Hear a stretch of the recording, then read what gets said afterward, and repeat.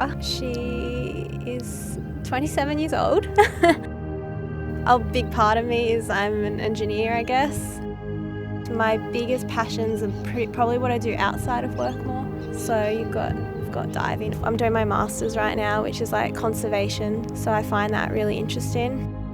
I loved maths and science as a kid. I still love maths. I think it's the coolest thing ever. I actually always wanted to be a marine biologist. That was where I actually started off with, and then I became really passionate for genetics, and so then I wanted to do medical kind of stuff with that. I like to try lots of different things. I get bored very easily. So I just always kind of need something to keep my mind, the next new thing to keep it interested. So I like having lots of things going on at once. What I do with engineering right now, I contract to the Navy. I help out with their diving and hyperbaric stuff. So a lot of it is helping them get what they need or solving the problems they have. Making sure it's safe, risk assessing, coming up with ways to fix those problems and finding alternate and better solutions to fill their capability needs.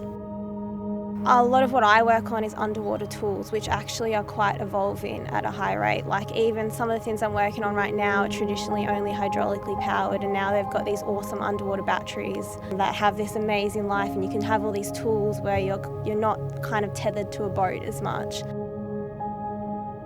We're on our way to Palm Beach. We're going to check out the south corner. I've heard there's a lot of cuttlefish there, and it's going to be a nice, enjoyable dive. I'm excited.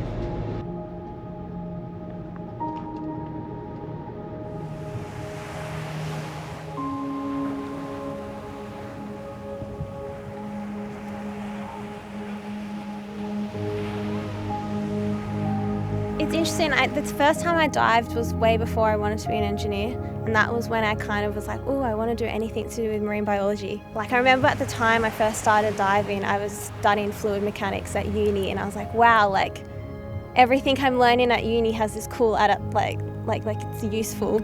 Also, I was doing medical science, so I was learning about lung function and all that, so I loved the physiology part of diving as well. So it kind of when I picked it up from everything I'd kind of been learning, it kind of just really went in there, and it was kind of whoa, this is one of those rare things that kind of applies everything that I love learning about. So they kind of came together. Anyone who knows me knows I'm a nervous person and I'm not a very confident person.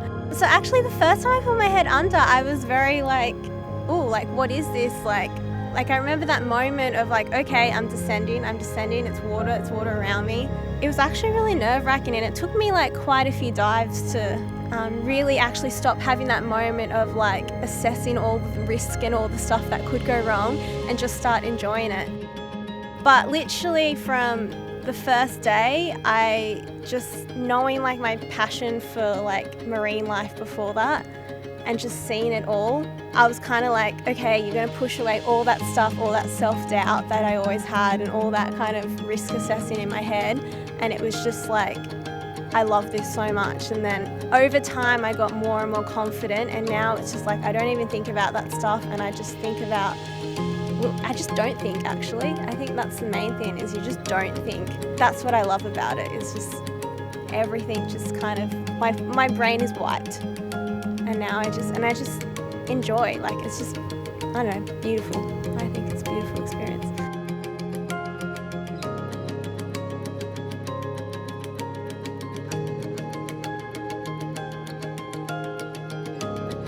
People seek, yoga, meditation, sport, whatever your thing is. Everyone has that thing, whether it's gardening, whatever it is, everyone has that thing that they use to switch off their brain. And I think diving is that thing. And I just that's the only way you can compare it to other people, is what do you do with your weekend or with your afternoon, or when everything seems just so chaotic and crazy, what do you do to switch off? And that's, I think, what diving is for me and for all the other people who love diving so much.